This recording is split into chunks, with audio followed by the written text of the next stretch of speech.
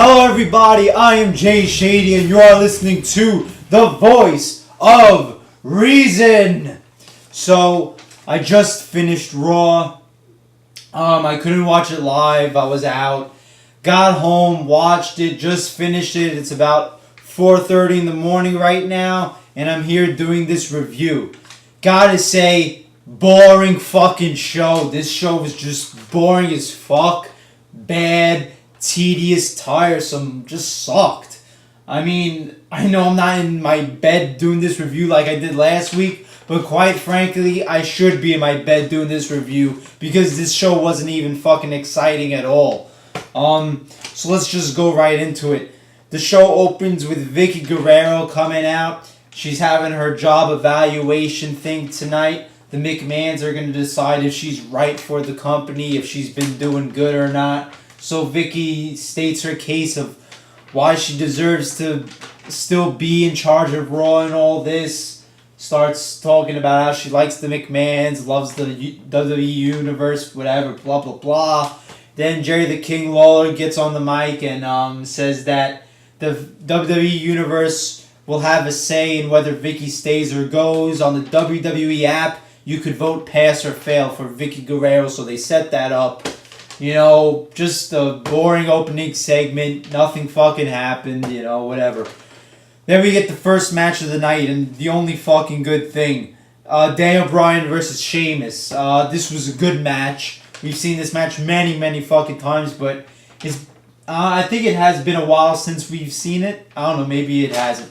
But I feel like it's been a while since we've seen it, even though they were fucking feuding forever the year that WrestleMania, what was it, WrestleMania 28, WrestleMania 28 year when they were feuding the whole fucking year. Yeah, this was a good match. Back and forth, you know, Daniel Bryan doing Daniel Bryan, you know, great fucking stuff. A lot of counters. The fucking ending segment was great. You had the guys countering each other's finishers.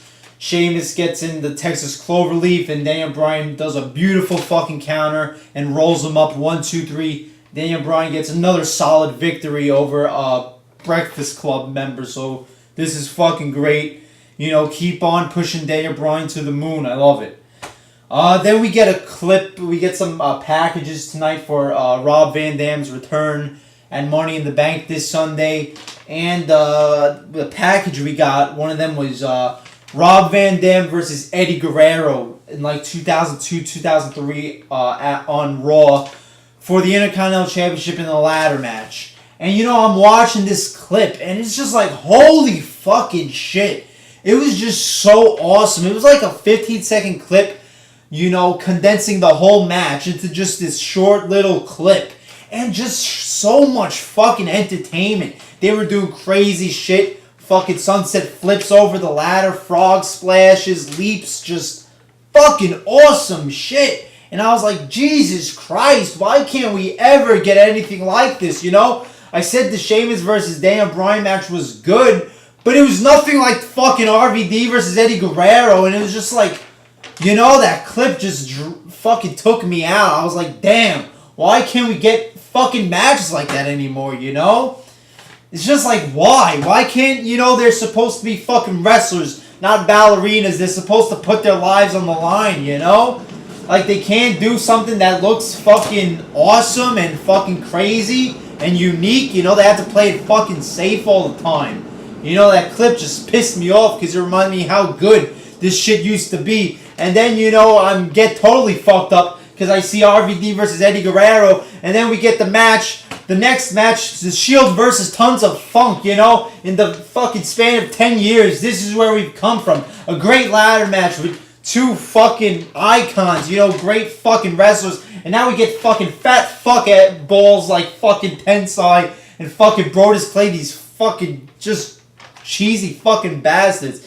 This is what WWE has come to. It's ridiculous. So we get the Shield versus Tons of Funk. For some reason, this match is like 10 minutes long. You know, I was expecting just a squash match. I wish it was, but unfortunately it wasn't. This was like a 10-minute long, drawn-out match. You know, nobody in Tons of Funk has a fucking ounce of talent in them. You know, it's funny. because Brodus Clay is getting his ass kicked for the whole match. And then he makes in the hot tag to Tensai. Now, you know, when you're making a hot tag, that's usually the part where the crowd goes fucking batshit. They go insane. The face who got the hot tag gets a bunch of momentum. When Brodus Clay got the hot tag on Tensai, not a fucking peep was heard. You heard fucking crickets throughout the arena. That's the hot tag that, you know, tons of fun gets. This is where wrestling has gone from the days of RVD versus Eddie Guerrero to these fucking fat goofballs. Shield gets the win, you know. It was a hard-fought victory for some reason. And then we get John Cena versus Mark Henry segment. It's a face-off. You know, whenever two people have to get in the ring to hype up a match, now it's called a face-off. You know, just some plain old face-off. They used to do original shit, add some variety, different ways to get guys involved in the ring, but now it's just called a face-off because they don't have any other ideas why to have two people in the ring to hype something up. So John Cena comes out, Mark Henry comes out, and John Cena was just super fucking goofy tonight. This guy was fucking hyped up on goofiness, just a super nerd, you know? And I'm not even talking about the Snickers fucking quote that he said. He dropped some Snickers line, some reference Snickers. And you know, that's what you expect from John Cena. So I'm not even fucking talking about that because that's expected. You expect, you know, a candy or a cereal name drop in a John Cena promo.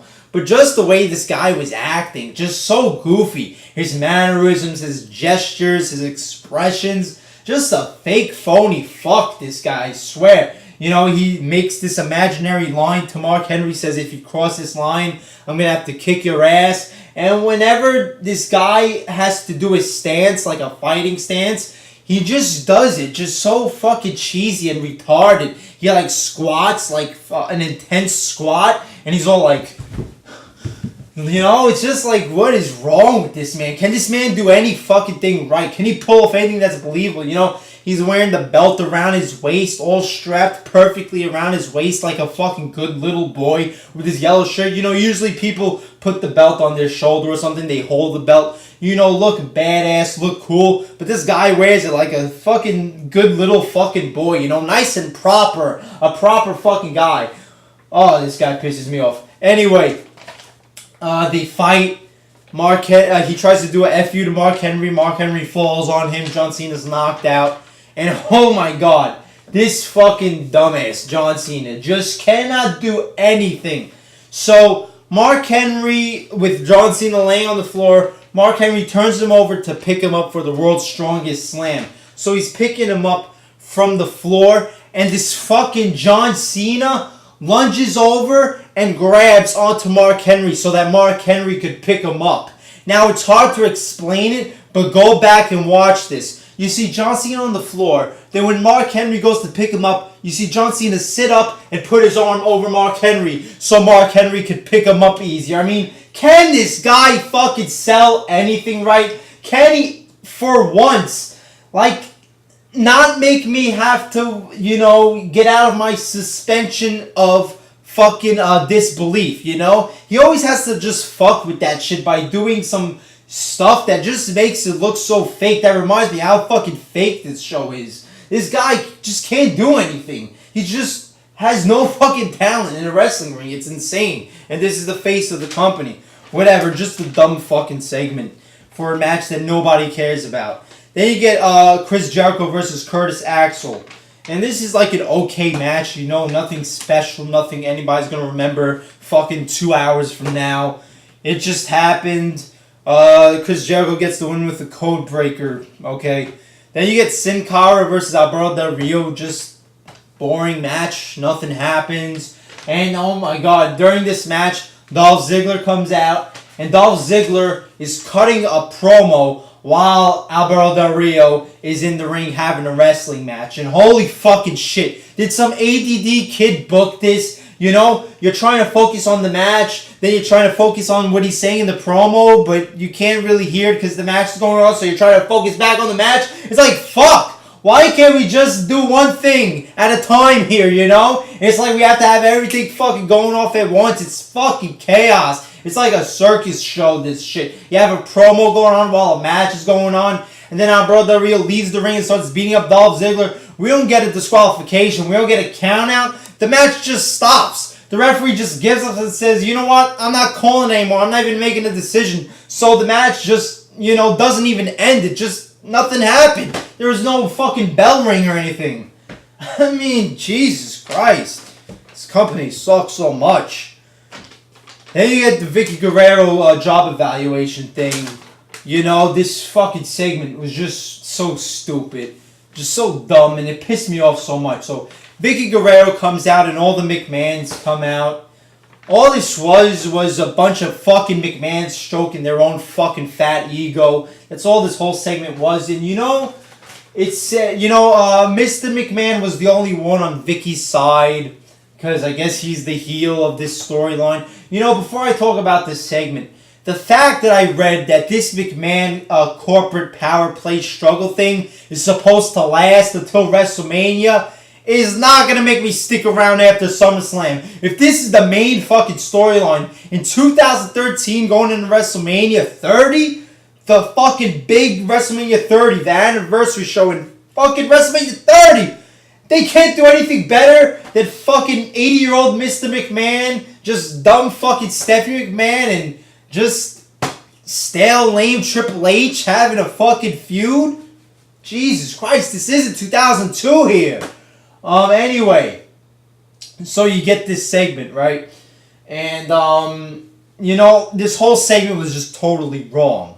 Because you have the guys in the suits, like Triple H and Stephanie McMahon, the people in the suits, the business people, and they're the faces. But that's not how it's supposed to be. You're not supposed to boo Vicky Guerrero, who's the employee, being bullied by the people in suits, That's why everybody loves Stone Cold, because he was going against the guy in the suit. He was sticking up for the workers, the blue-collar people, the regular people, going against the bosses. But here, you have the bosses doing the same shit, bullying their employees, yet the bosses are the faces, and the employees, Vicky Guerrero, is supposed to be the heel. I mean, this whole thing is just so fucked.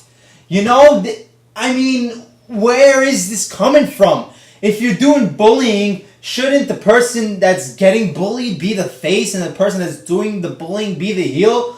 But it's topsy-turvy world in WWE, because you have Triple H and Stephanie McMahon just bullying the fuck out of Vicky Guerrero, just destroying her reputation, making fun of her, just bullying, just fucking stroking their ego, saying, you're nothing but a worker of mine and I will fire your ass. Yet those are the faces. Those are the people you cheer for. Where the fuck does this come from? I felt so bad for Vicky Guerrero. It's sad. And I'm sure most of the people felt this way. I felt much more emotionally invested in Vicky Guerrero than any of the fucking McMahons, Because I felt bad. The girl just lost her job. She's crying and shit, and she's being bullied. Yet we're supposed to be, laughing and booing her and cheering the people in suits. Fuck that shit. Fuck the McMahons. It's just so topsy-turvy the way they booked this. So Vicky Guerrero gets fired, and then Vince McMahon names the new GM, Brad fucking Maddox.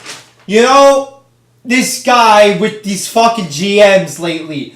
Raw 1000, he announces AJ Lee as the GM. I mean, where the fuck, Just some diva qualifies to be a GM. And now Brad Maddox, fuck it, I don't have anybody else. Hey, Brad Maddox, anybody, in the WWE, apparently, no matter what their position is, the fucking janitor could become a GM, It's just ridiculous, this whole GM shit. I haven't given a fuck about a GM since Eric Bischoff, That was the gold standard. Since then, it's just been bullshit. So we have to be in store for a lot of fucking Brad Maddox. So fuck is, Jesus. 2 weeks ago, 3 weeks ago, we got some good fucking Raws with, some good story development and progress. And where the fuck did this shit come from these last 2 weeks? Then you get Kane versus Christian. Boring match. Kane wins with a chokeslam.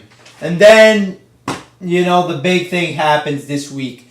It cuts to the Titantron and the Wyatt family is on, and Bray Wyatt cuts a little mini promo and he says, "We're here." Now, they did the entrance really good. They had, the lights were out. They were holding like a fucking like London style, like a light thing. I don't know what it's called. I forgot what it's called.